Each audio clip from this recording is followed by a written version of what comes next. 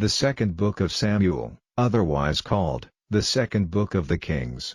Chapter 1.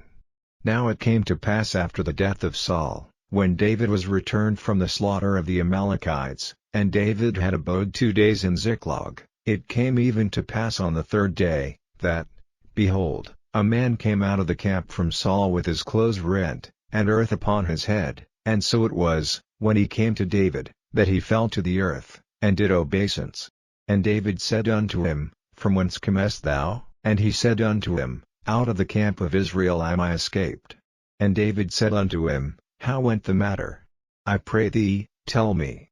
And he answered, That the people are fled from the battle, and many of the people also are fallen and dead, and Saul and Jonathan his son are dead also. And David said unto the young man that told him, How knowest thou that Saul and Jonathan his son be dead? And the young man that told him said, As I happened by chance upon Mount Gilboa, behold, Saul leaned upon his spear, and, lo, the chariots and horsemen followed hard after him. And when he looked behind him, he saw me, and called unto me. And I answered, Here am I. And he said unto me, Who art thou?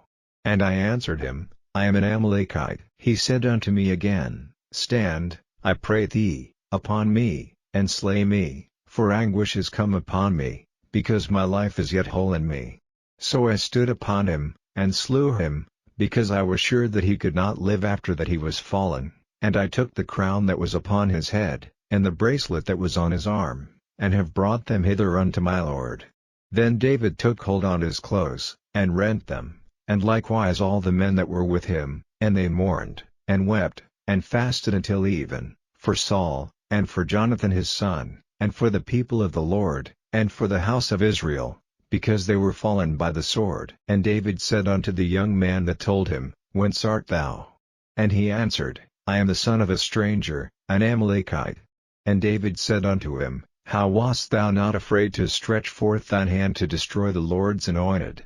And David called one of the young men, and said, Go near, and fall upon him. And he smote him that he died. And David said unto him, Thy blood be upon thy head, for thy mouth hath testified against thee, saying, I have slain the Lord's anointed. And David lamented with this lamentation over Saul and over Jonathan his son. Also he bade them teach the children of Judah the use of the bow. Behold, it is written in the book of Jasher, The beauty of Israel is slain upon thy high places, how are the mighty fallen. Tell it not in Gath, publish it not in the streets of Askelon, lest the daughters of the Philistines rejoice, lest the daughters of the uncircumcised triumph. Ye mountains of Gilboa, let there be no dew, neither let there be rain, upon you, nor fields of offerings, for there the shield of the mighty is vilely cast away, the shield of Saul, as though he had not been anointed with oil. From the blood of the slain, from the fat of the mighty, the bow of Jonathan turned not back, and the sword of Saul returned not empty.